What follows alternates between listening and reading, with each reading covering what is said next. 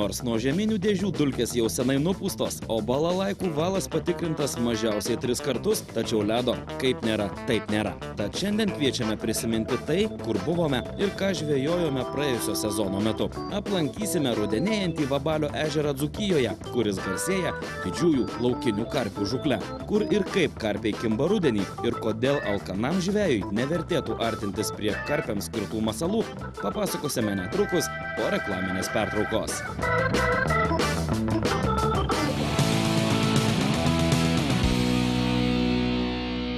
Čia laida apie žūklę. Apie laukinių karpių gaudymą galima būtų kalbėti be galo. Vienos laidos tam tiesiog maža. Šiandien tiesiog pasidžiaugime rudeninės karpių žūklės akimirkomis, nes karpiai rudenį kimba. Ir kimba jie tikrai neblogai.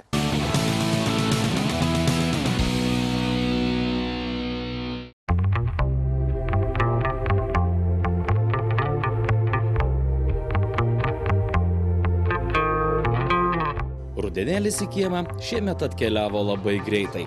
Greitai atvėso oras, įsivyravo dargana, ką jau kalbėti apie kelias praėjusias savaitės, kai tik protarpiais užsirišdavo lietaus maišas.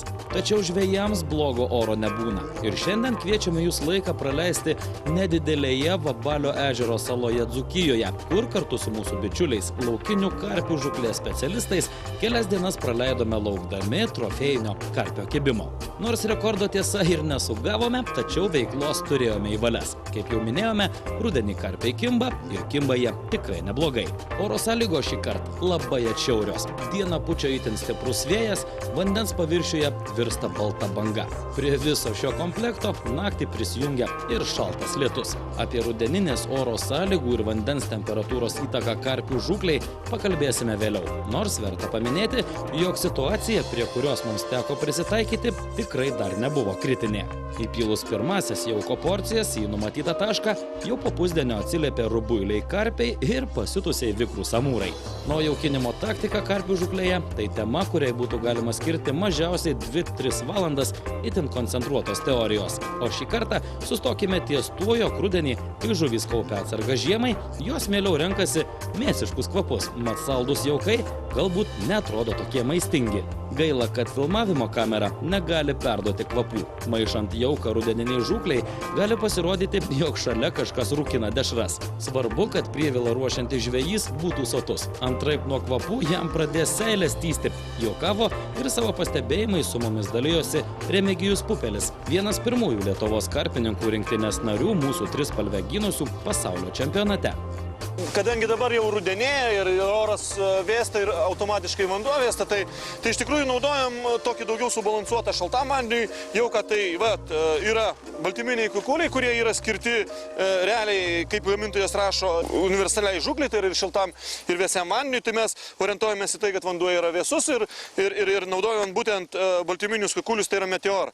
Tai be baltyminių kukulių dar kas įeina į mūsų prievilo sudėtį, tai yra kukurūzas, aišku, šūtintas žirnis, žinom, kad tai yra karpiam labai geras jaukas ir jie tai mėgsta. Dar paletės, dabar vėlgi paletės, kadangi vėlgi ruduo, šaltas vanduo, tai mes naudojam marino amino paletės. Jų sudėtis yra taip, kad subalansuota būtent šaltam vandeniui.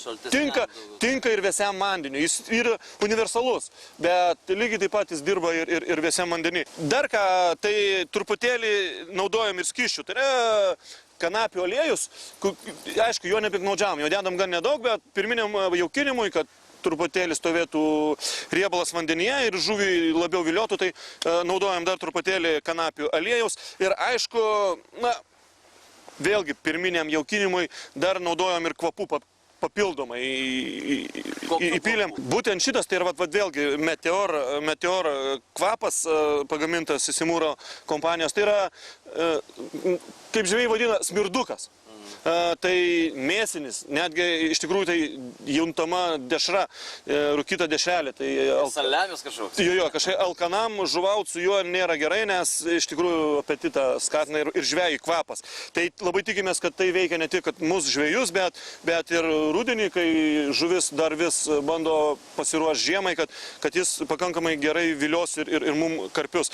Nu ką, Remigijau, su saldžiais kvapais, sakykime, braškė, vanilė, rudenį viskas su jais galima užmiršti. neršt ar kaip? Nemanau. Kiekvienas telkinys turi savo specifiką, kitur ją tiesiog mėgsta. Tai kodėlgi žiemai neprisivalgyti saldžios skanios braškės. Bet paprastai saldus kvapai jie nėra tokie maistingi, tai tikimės labai, kad vis dėlto tie mėsiniai, žuviniai kvapai, jie yra rudenį vėsiam orui, jie labiau patrauklūs karpiai. Ir ko gero praktika vis dėlto parodo, kad mes ne visada klystam. Aišku, būna, kad mes klystam ir pasirinkam kartais netinkančius jaukus arba tiesiog orą netinkantį. Aišku, savaitgalių nėra daug, tai tenka orų žuvau tokiu, koks jis yra. Ir naudot būtent jau kokybiškesnius, labiau maistingus jaukus kurie tikėtinai būtų daug efektyvesni. Aš galvoju, kad jų sudėtis ir jų kaina veikia ir žuvį, ne tik žveją.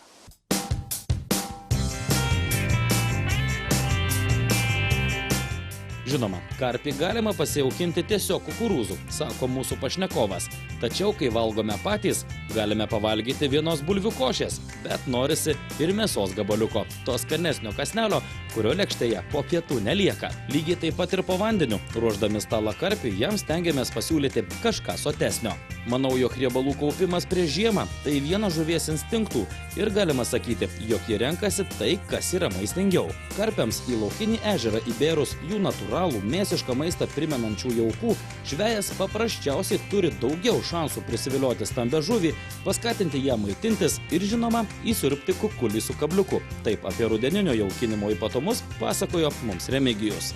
Na, o kukulius ant plauko sistemos karpiai siurbė. Nors ir nedažni, nors ir ne patys didžiausi rubuiliai į krantą keliavo siaučiant stipriam vėjui. Tai, žinoma, šildė ir žvejų raumenis, ir savimeilę. Vis tik taktika pasirinkta teisinga. Na, užmesta labai toli, apie 200, gal iš 200 metrų atstumu. Netgi neužmesta, o užtempėm, nes užtempėm ten, kur yra duobės kraštas, kur jau karpiai ir kitos didelės žuvys ir karšiai susirinkę yra prie žiemojimo vietų. Ten juos yra lengviausiai sužvejoti, tiesiog, na, jeigu sąlygos yra kiek nelabai tinkamos kibimui, mitybai žuvų, tai jos bent jau čia į tą krančiuką ant to šlaičiuko išeina ir vis tiek galima tikėtis kibimų net ir tokiu, sakykime, darganotų vėsiu rudenišku oru.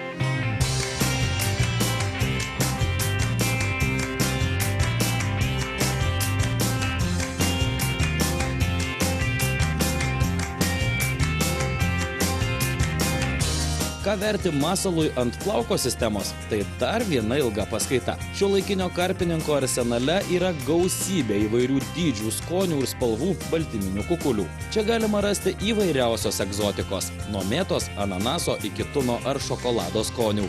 Gali pasirodyti, kad tai nėra reikalinga, tačiau niekada negali žinoti karpio įgeidžių ir didelis masalų pasirinkimas lygus didesniam šansui atrasti tai, ko žuvis nori. Anksčiau karpius gaudydavo paprasta bulvė. Aišku, tie, kurie buvo įmantresni, išsvirdavo morką ir dėdavo morką. Tai būdavo kažkas tai naujo. Ir dar jeigu būdavo vos nepaslaptis, kad medaus kvapas, karpius vilioja jau labai smarkiai. Su bulvė, taip? Jo, su bulvė medaus kvapą. Jo, tai čia jau kas tą paslaptį žinodavo, tai čia ją laikydavo ir niekam neišduodavo. Jo, dabar laikai pasikeitė, iš tikrųjų baltyminis kukulis, jis ne taip seniai atsirado galbūt. Ir šiuolaikiniai baltyminiai kukuliai, jie turi kvapus gamą labai plačią. Ir jų yra ne vien kvapų gama, ir spalvų gama. Ir vieni neutralūs, vieni skęstantis, kiti plaukiantis, ir kiti balansuojantis. Žodžiu, ir tirpstantis yra. Žodžiu, dabar tik tai galbūt yra vienas niuansas, kad tie patys žvejai pasiklysta. Iš tikrųjų, aš manau, kad žmonės, kuriantis, tobulinantis šitos masalus, nėra vien tik tai dėl to, kad tai yra kad gaminti, kad turėti platesnę gamą, ne. Iš tikrųjų, dažnai būna, kad pasiteisina būtent toks kvapas. Tiesiog jį reikia atrasti, reikia eksperimentuoti. Jaukini, gaudai, matai, kad karpis juda tavo žuklavietėj, parodo peleką, iššoka, rausimą, matai, siūlai įvairius masalus, o jis tiesiog nenori. Tai ką darai, tai keiti masalą, įvairias kombinacijas ir žiūrėk, atsiranda tas masalas, kuris iš tikrųjų turi privalumą prieš kitus. Galiu pasakyti iš savo patirties taip, žvėjai, jūs neatrasit masalo, tai yra rakto, nėra, kad masalas pakeis viską ir jeigu nekibo, pakeisiu masalą, atrasiu tą kombinaciją ir pradės kibti. Ne, visa sistema. jaukinimas, taškas, jaukinimo periodai, kiekiai, kas į jauką sudėta ir galų gale galutinį tašką deda maslas. Maslas ir jo pateikimas. Taip, kad negalvokit, kad nusipirkę dėžutę išspręsim visas nekibimo problemas. Lygiai taip pat dabar kalbant apie spalvas, matom gan ryškios elektrinės spalvos, tai atrodo, žuvis turėtų bijoti, bet karpiui, smalsiam karpiui tai teikia kartais privalumą ir jis iš jauko primesto didelės masės atranda tą įdomų pašarą, tas smalsus, alkanas karpis. Būtent mes taip galvojam ir taip praktika rodo, kad jis pirmą įmata, o ne suėdęs visą pašarą, tada susirinka, kas lieka. Na, Remigijau, negana to, kad tų baltyminių kukulių įvairiausių yra spalvų ir skonių, dargi jūs sugebat juos karpą įvairint, papjavimos ne po 2 ir 3 kartais kvapus sudėdami į vieną, sakykime, masalą. Smalsus karpiai galbūt sudomina būtent tas ryškus ir kvapas, ir spalva, bet tie, kur atsargus karpiai, tai mes tengiamės, kad, tarkim, kaip šiuo metu mes žuvaujame meteor kvapu, tai naudojam pašarinį, su kuriuo šeriam ant masalo ir truputėlį, kad jis būtų... Kaip tai darai? Jo, kad jis būtų balansuojantis, mes uždedam pusę kukulio. Plaukiančių. Jo. Jo, pademonstruosiu tą masalą, kuriuo aš pats dabar žuvauju. Tai mes gaudom tą atsargų karpį. Tai ką tai reiškia? Tai reiškia, nenaudojam šiuo metu šitų ryškių, saldžių arba stiprių kvapų, o naudojam tą patį kvapą, kuriuo ir jaukiname. Tai yra meteor kvapą, tai naudojam pusę plaukiančio. Tai yra plaukiantis. Atsipjaunam pusę kukulio ir pusę kukulio naudojame tą, kuriuo jaukiname, tai yra pašarinio. Paprastai mes sudedame ir reikia atkreipdėmėsi į tai, kad skęstantis pašarinis kukulis būtų apačioje. Tiesiog kitokį atveju jis apsivers, matomai, ir žemyn. Taip, vers plauką, aukštimkojam bus... Nenatūraliai kabu. Taip, tai tiesiog, ką dar aš rekomenduočiau padaryti, kad pridėję dar papildomos pridėtinės vertės šitam jaukui, tam masalui, tai truputėlį tą viršutinę sluoksnį nuimam. Apipjaustam, tam, kad vienas dalykas mes išlyginam, padarom gražų masalą. Kitas dalykas, per šitą luobą, tai yra technologiškai apdirbtas sluoksnis ir vanduo netaip gerai įsiskverbia, jis netaip gerai atiduoda kvapus ir manau, kad taip padarytas, taip truputėlį nuimta ta luoba viršutinė, prideda, jis aktyvesnis, kaip sako žvejai, aktyviau dirba, tai yra vanduo įeina, įsisiurbia į kukulį, kukulis atiduoda kvapus, aliejus ir taip toliau ir taip toliau. Tai yra, kaip žvejai sako, geriau dirba. Čia balansuojantis baltyminis kukulis. Mes galim pasitikrinti vandenyje ir tai reikėtų pasitikrinti. Gali būti taip, kad tas baltyminis kukulas pakilo per plauką. Gali būti taip, kad mes galim padaryti, kad jis pakeltų kabliuką. Tiesiog tada reikėtų pažaisti su peiliu ir įmerkus į vandenį, žiūrėti, jeigu reikia mums, kad labiau kiltų, vadinasi, truputėlį mažinom sunkiąją dalį, tą skęstantį šeriminį, jeigu reikia, kad mums labiau grimstų į dugną, mes truputėlį sumažinam plaukiančiąją pusę ir gaunam. Sakom, reikia. Kas tai yra reikia? Na, sakykime, mes norim. Kodėl? Aš suprantu, kad priklausomai nuo žuvies aktyvumo čia viskas daroma. Arba nuo dugno struktūros, kaip suprantu. Taip. Tai yra, jeigu dumbliukas minkštas, tai balansuojantis, kaip sakiau, jisai bus dugno ant dumbliuko paviršiaus, jis neskęs į dumblą. Kitas dalykas, tiesiog tai yra ieškojimo būdu tu atrandi, kad vis dėlto geriau yra taip.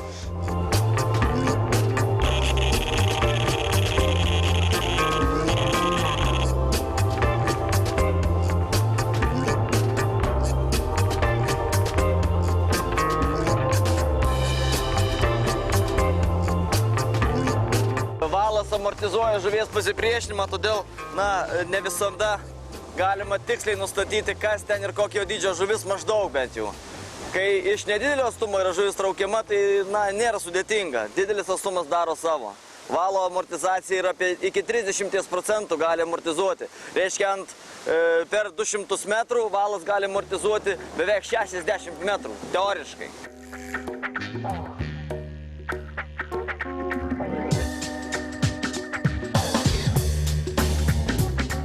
Amūras.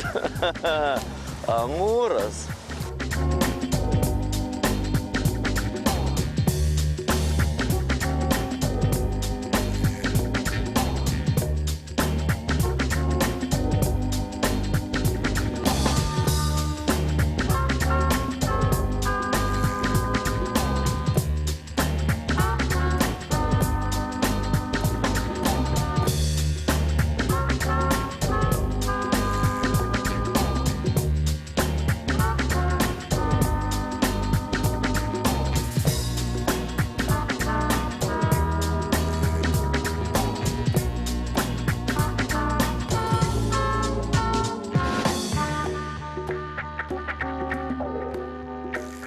Kokios oro sąlygos rudenį karpių žūklei yra geriausios? Turbūt bobų vasaros laikotarpis, kai pasirodo saulutė, aprimsta vėjai. Vandeniui vėstant, nors laipsnių per kelias dienas atšilęs vanduo, karpius vėl skatina aktyviai maitintis ir kaupti masės atsargą žiemai, pasakojo mums karpių žūklės specas. Remigijaus praktikoje būta atvejų, kai vanduo buvo atvėsęs net iki 6 laipsnių, bet per trumpą atšilimo periodą užteko, kad vandens temperatūra pakiltų laipsnių ir jis sėkmingai sugavo ne vieną didelį karpį, o kibimas buvo labai aktyvus, nors manoma, jog žemiau 12 laipsnių pagal Celsijų karpių aktyvumas labai susilpnėja. Anot mūsų kolegos, karpių aktyvumo pikas yra tuo met, kai vandens temperatūra pasiekia 25 laipsnių šilumos. Tačiau negalima pamiršti, jog tai introdukuota žuvis ir ji turbūt jau yra prisitaikiusi prie mūsų vėsesnio klimato. Biologinis laikrodis jai primena, jog žiema bus ilga, tad ir maitinasi karpis mūsų vandenyse ilgiau nei teoriškai turėtų. Tam netrukdo vėsus rudens vanduo ir tuo puikiai naudojasi žvejai. Žinoma, rudenį, kai šniokščia vėjai, mainosi slėgiai, svyruoja vandens temperatūra, žuvis mažiau aktyvi, tačiau ją sugauti įmanoma. Spėdami, jog karpių aktyvumas nėra didelis, šiuo atveju jaukais nekviečiame žuvies prie savo žūklavietės, o plaukiame valtimi per vėją apie 250 metrų nuo kranto, kur 7-9 metrų gylyje žuvis būriuojasi žiemojimui. Ten jaukiname, žuvims sukeliame apetitą, o tada jau laukiame, kadagi jos įsiurbs ten nutemptą masalą. Tokia jau ta žūklė šį kartą. Užmesti kabliuką ten, kur karpiai rausia dugną, neįmanoma fiziškai. Na, o vadinkime užtaisius meškeres, tradiciškai galima virsti į palapinę ir pasislėpus nuo čiauraus vėjo, laukti, kol eilinį kartą sužviegs elektroninis kibimo signalizatorius, žvejai suriks tą legendinį žodį išvažiavo ir vėl viską pakartoti iš naujo. Ištraukti žuvį, nusifotografuoti, laimikį paleisti, vėl užmesti ir vėl laukti. Žinoma, skamba ši seka labai paprastai, tačiau už to slepiasi daug plonybių ir žinių, kurių per vieną pusvalandį papasakoti tiesiog neįmanoma. Galiu pasakyti, nei šitoje laidoje, nei kitoje, nei dar kitoje, visko apie karpių žūklę tikrai nepapasakosim. Ir galų galia filme, kurį mes su draugu sukūrėm ir išleidom į eterį, tai yra karpių žūklės ABC, antra dalis, galit pasižiūrėti, ten yra daugiau mažiau informacijos žvejam, kaip reikėtų, kaip galima pagauti karpį. Smulkesnės, tikslesnės. Kalbam ir apie žūklavietę, ir apie pašarus, apie sistemėlės truputėlį, nu vėlgi. Pasikartosiu, į valandą ar 2 mes tikrai nesutalpinsim.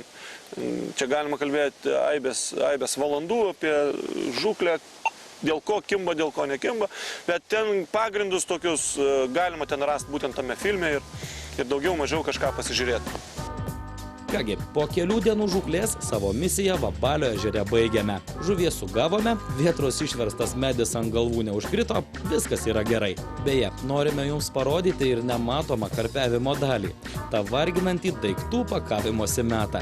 Šioje valtelėje jau supakuota 2 žvejų manta. Toks jos kiekis gali atrodyti beprasmiškas, tačiau bet kuris karpininkas jums atsakys. Be to, tiesiog neįmanoma. Galima būtų pagalvoti, kad tai kažkoks tai, na, sakykim, Noras pasipuikuoti, daiktų krūva, tačiau iš tikrųjų visi tie daiktai yra gyvybiškai reikalingi žvejojant karpius, nes kartais karpininkai praleidžia savaitę, 3-4 dienas tai mažiausiai ant ežero kranto, laukdami karpio kibimo ir visi tie daiktai tikrai reikalingi. Tai ir palapinės, ir įvairiausi gultai, ir maisto gaminimo priemonės, viskas tai yra tiesiog būtinybė karpininko.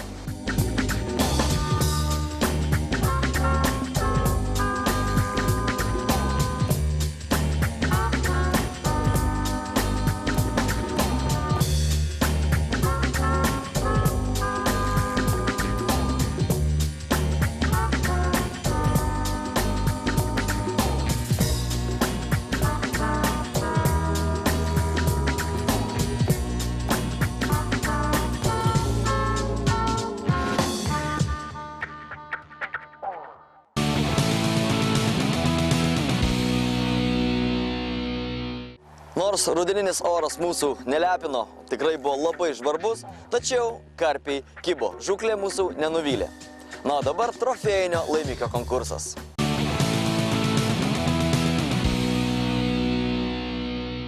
Laida apie žūklę skelbia trofėjinio laimikio konkursą. Jei tau pavyko sužvejoti įspūdingo dydžio žuvį, nedvejodamas siųsk jos nuotraukas elektroniniu paštu apie žuklę@gmail.com. Parašyk mums, kur, kada ir ant ko žuvis buvo sugauta ir žinoma, nepamiršk nurodyti tikslaus laimikio svorio ir ilgio. Kiekvieną savaitę išrinksime vieną trofėjinio laimikio konkurso nugalėtoją, kurią mūsų laidos draugas žuklės reikmenys fanatikai.lt padovanos vertingus prizus. Primename, laimikių nuotraukas galite mums siųsti elektroniniu paštu apie žuklę@gmail.com. Nors jūsų laimikių nuotraukų ir nesulaukėme daug, tačiau beveik visus galima drąsiai talpinti į trofėjinių laimikių garbės menę. Kol ledo nėra, žvejai išnaudoja visas lydekų žūklės galimybes ir tai jiems sekasi tikrai neblogai. Na, o šiandien nugalėtojus skelbėme ypatingą laimikį.